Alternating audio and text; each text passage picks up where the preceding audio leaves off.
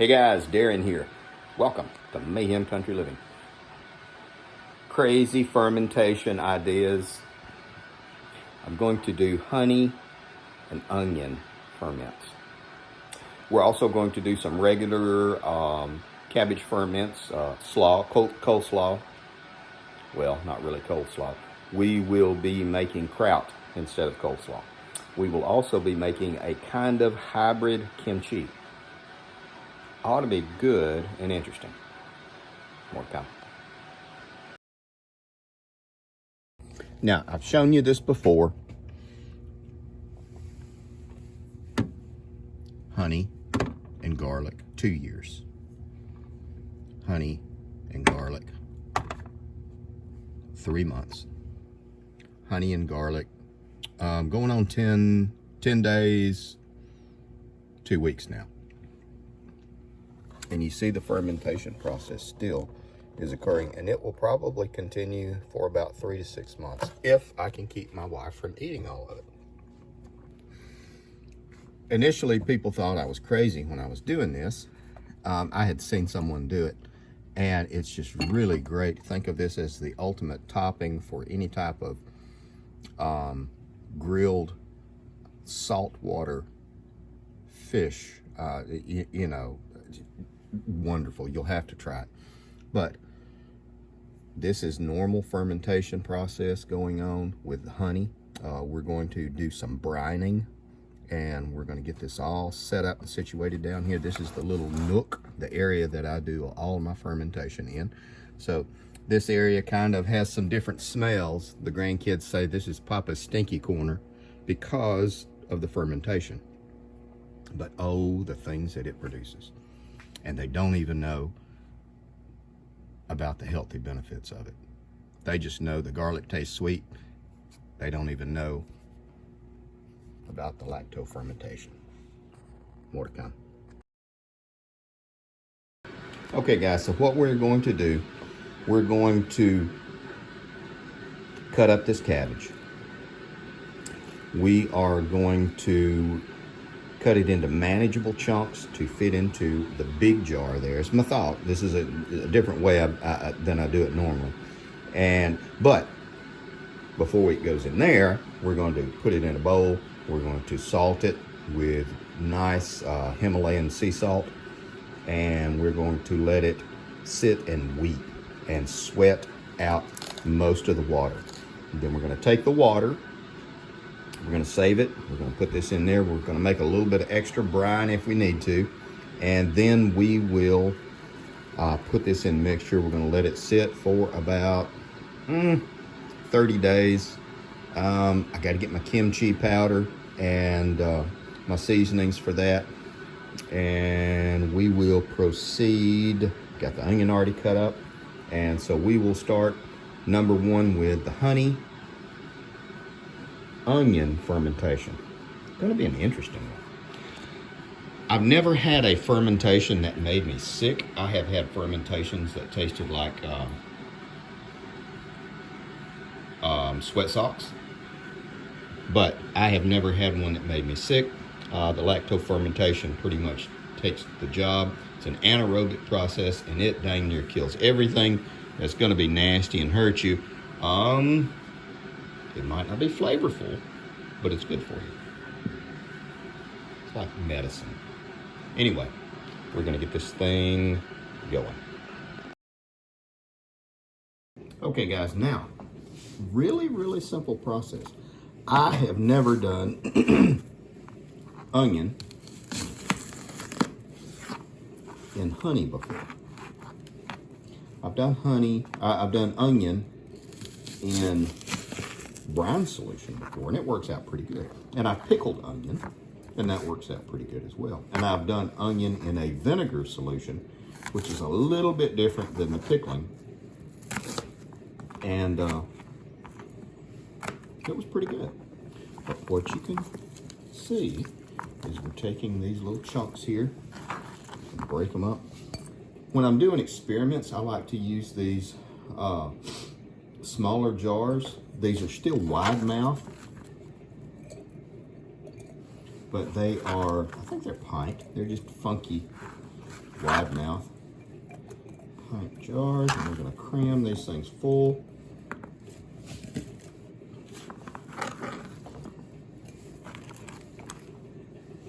Accentuate this up a little bit for us. There we go. And before we put the liquid in, the honey,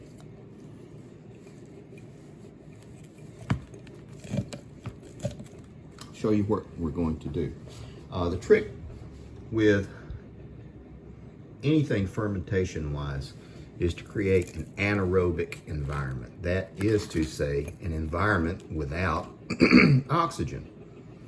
And so what we're going to do is fill this up with a liquid. In this case, it's going to be honey.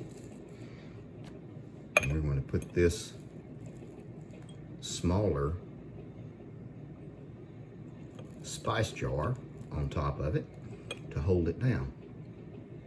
This is also a ball spice jar. It comes in a 4-pack, and you can, it comes with a pop top for seasonings, but you just press this down, and then we will see how well this works. Now this is going to be kind of odd. I have to tell you, I have never done this before, and I'm not concerned, you know, again, health-wise, but it's just different. And I've always wondered, and I have toyed with the idea of adding ginger to either the onion and honey or the garlic and honey. And we are just going to pour. More to come. How about that? Now, what we're going to do with this, set this weight on there, force this down. As the air bubbles come out, because of the anaerobic activity, we will have fermentation. How about that? Now, you can buy an exotic system, which is a really good system. Don't hate it. I just don't use it. That has a air valve that lets you burp it just like you would beer or wine. But for me, this has always worked very, very well. We're gonna let this thing ferment, and because it's a honey fermentation, it's gonna take a while. It'll probably take about 3 months. But, holy cow, look at that. Now, we're gonna take this one downstairs. I have enough, so we're gonna do one more, and then we still have to get to the cabbage. We'll see. Okay, guys, I got a little ahead of myself, but I want you to see we went ahead and cut up that 1 head of cabbage, and that is going to be a lot of good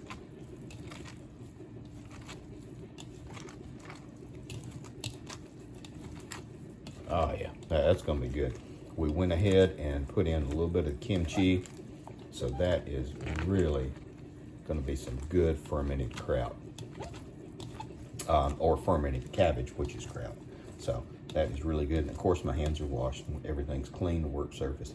That's gonna be really good. You see it's kind of wet looking because once you apply the salt, it begins to sweat out the water that's in it. So we're gonna have a lot of liquid collecting in the bottom of it. We're going to be in the process of doing some other stuff with this, and I figured if I'm gonna do some fermentation today, I might as well do a whole bunch of it. But this is a little bit of the last kimchi powder that my buddy Rocco sent me, and thank you, Rocco.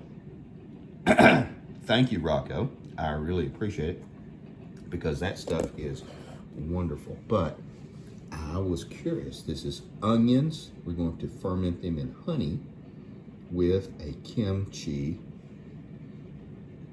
flavor or powder or seasonings, I guess, ultimately.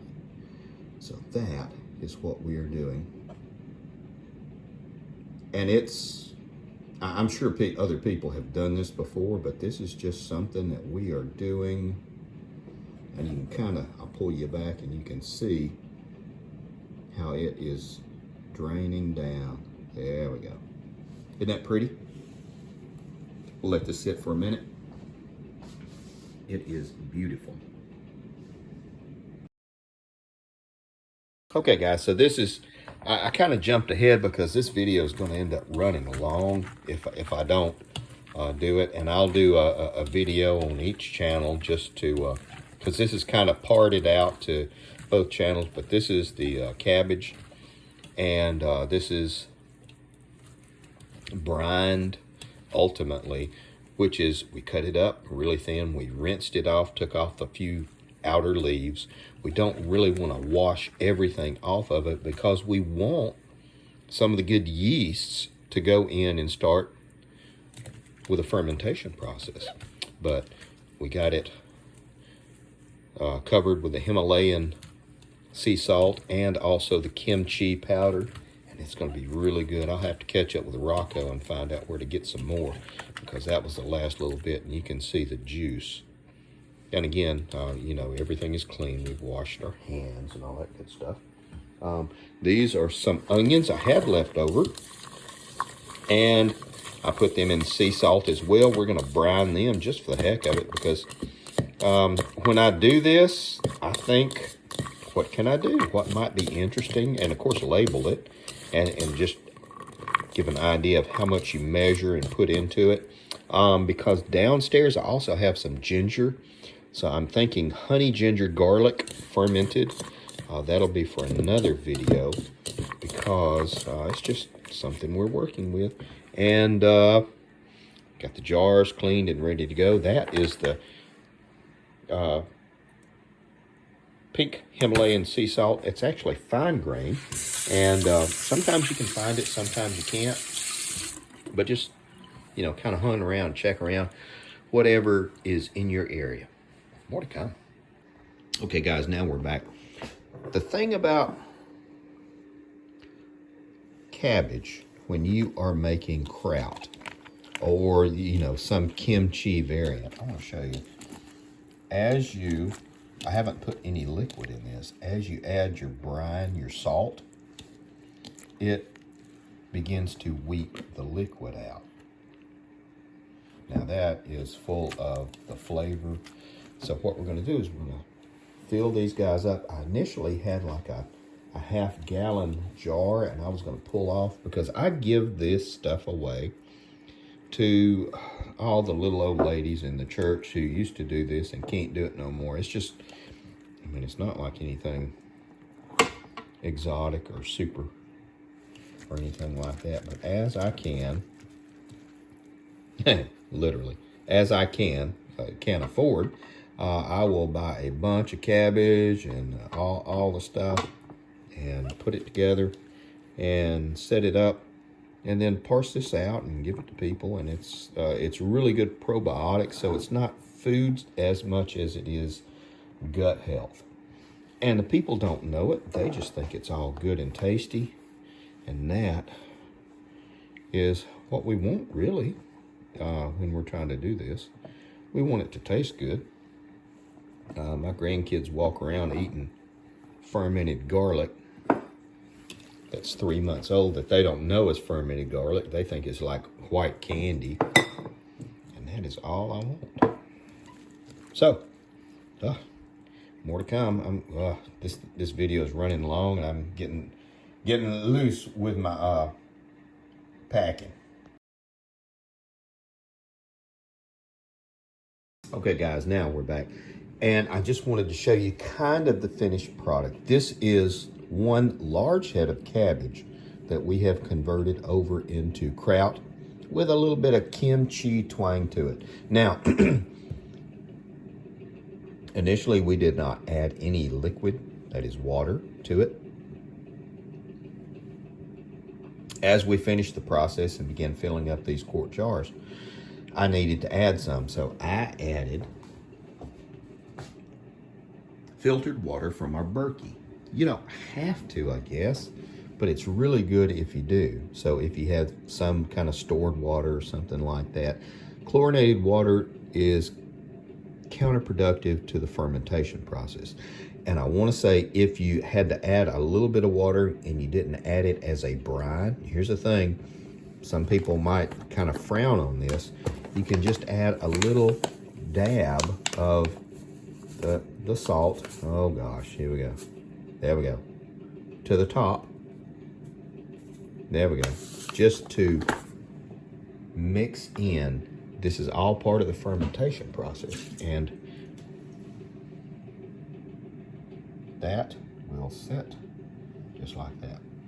The salt will melt into the water and it will flow downward. It's a beautiful process. Lactofermentation, natural stuff, bacteria. You can see the bubbles are already forming. It is crazy how well this works. Again, I have eaten horrible, stinky stuff from fermentation experiments that I've done. I've never gotten sick. It has been less than ideal, but I've never gotten sick. This stuff is really good for you. This is what our grandparents used to do to stay healthy back before antibiotics. Remember, antibiotics weren't really developed on a broad scale until World War II. This is what Grandma and Grandpa did to keep healthy. I know this video ran long. I'm going to post it to both channels in different variations. Hope you guys forgive me just for the goofy kind of stuff I did. I was answering the phone call. I was doing work answers, work calls, and then I was talking to some other people. So again, I apologize, but this is something you should really consider doing for yourself and your family. And it's cheap and it's not expensive. It's better than the 50-cent can of kraut that you get at Walmart that tastes like metal. I promise you. I hope you enjoy.